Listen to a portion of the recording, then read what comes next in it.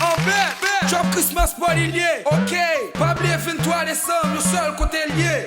Dans ce local, il s'est qu'à faire là. En bourri, 200 pour X, pour 200 gouttes seulement. Haha, mais poids lourd, vous pouvez éviter. G-Shit, Trafic musique, Mike Omi, Accent Fort, TBA, 4K, Team Collabo, Togaché, New Wave, DOP, SDM, Variada, artiste invité, Francolog, Mati Patrick, TV Boy, Colonel Freeze, RJ, Biggie Business, Clyde G-Shit, Young Fresh Ground, Woolen Strong, F-Quake, Idrema, Young Samly, MC Spin, Clush Ralam, Rams, Atlanta,